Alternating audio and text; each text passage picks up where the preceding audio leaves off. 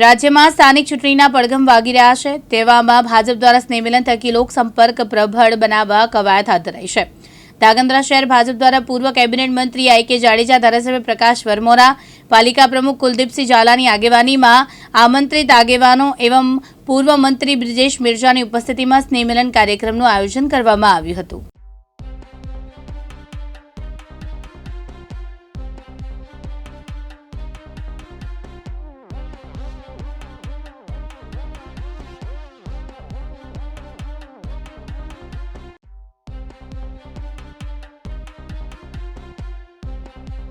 ધાંગધ્રા શહેરનો ભારતીય જનતા પાર્ટીનો 5 વોર્ડનું આજે સ્નેહમિલન કાર્યક્રમ નવા વર્ષે યોજવામાં આવ્યો છે।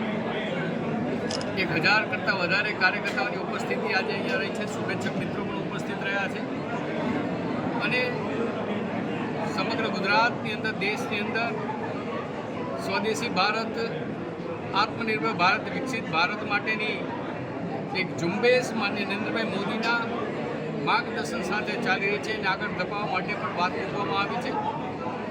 આપણે સૌ કોઈ જાણીએ છીએ કે સ્થાનિક સ્વરાજ્યની ચૂંટણીઓ આગામી દિવસોમાં આવવાની છે। આ ચૂંટણીઓ પહેલાં સોશિયલ મીડિયા થકી જીવંત રહે છે, નાના મોટા ગતકડા કરતી એવી વિવિધ પાર્ટીઓ જ્યારે આગામી દિવસોમાં ચૂંટણી લડવા માટેની તૈયારી કરી રહી છે, ત્યારે આજનું આ સ્નેહમિલન એ બધાને જવાબ આપવા માટેનું છે।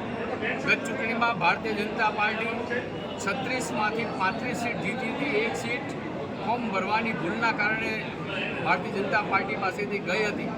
આ વખતે કાર્યકર્તાઓએ સંકલ્પ કર્યો છે કે ધાંગધ્રા શહેરની નગરપાલિકાની 36 સીટો ભારતીય જનતા પાર્ટી જીતે।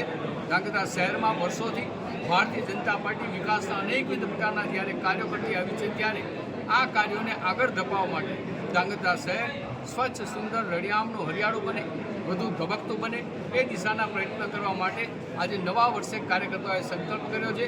નવા વર્ષની બધાને અનેક શુભકામનાઓ, શુભેચ્છાઓ। હિતેશ રાજપરા, દિવ્યાંગ ન્યૂઝ, ધાંગધ્રા, સુરેન્દ્રનગર।